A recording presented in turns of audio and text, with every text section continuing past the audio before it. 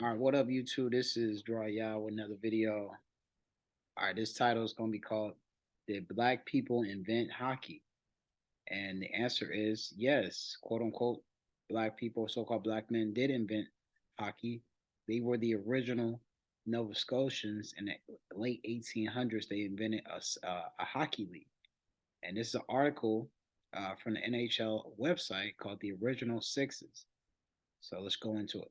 The first ever pro hockey league established in 1895 skated lineups and shifts of three forwards, two defensive men, and a goalie. Every player was black.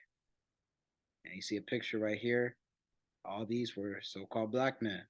You know, even with that time, they wore their hairstyles a certain way. And that's also certain depictions of certain Europeans with this hairstyle.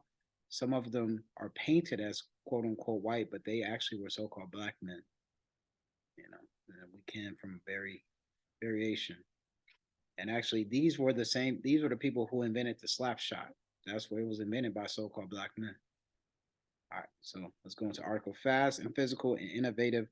These are the words used by newspaper reporters to describe the colored hockey league of the Maritimes established in 1895, 3 years before Hall of Famer Willie O'Ree became the first black player to suit up in the National Hockey League. Dozens of all black teams competed on the ice in Nova Scotia in the late 1800s, forming the first ever professional hockey league, the CHLM.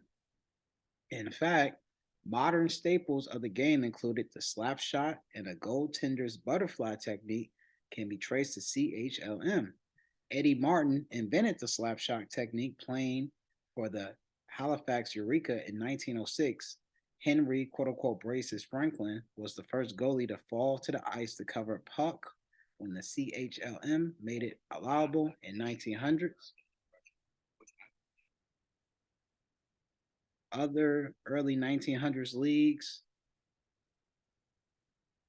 still ruled goaltenders had to remain standing during play, and it was only when the NHL was established in 1917 that goalies were widely approved to leave their feet to make saves and cover the puck.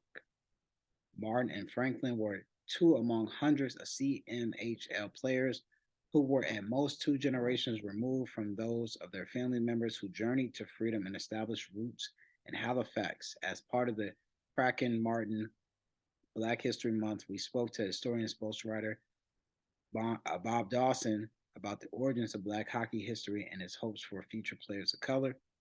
Like many others, Dawson first learned about the Colored Hockey League from the 2004 book Black Ice, the lost history of the Colored Hockey League of the Maritimes in 1895 through 1925, written by historians George and Daryl Frosty.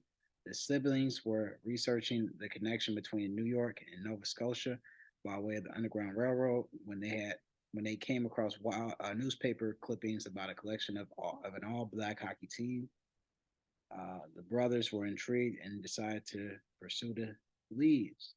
So this is the newspaper clipping. It said Pioneers and Black Hockey Colored Hockey League. New exhibition ranked color hockey championship Friday, February 26th, Eureka's versus the Seasides. Great battle for the championship. Don't miss it. Let's see. Let's look a little bit into that.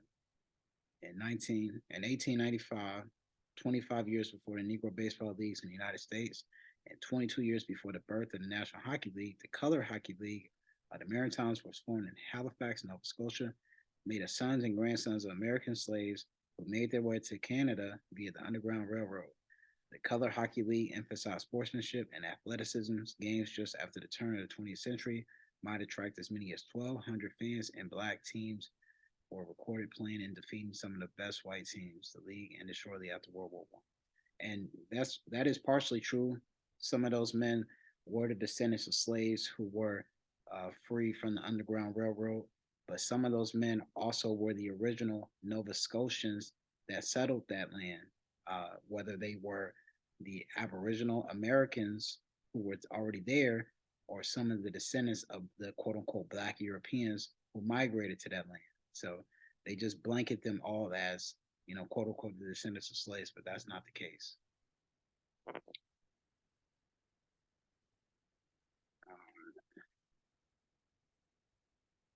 else.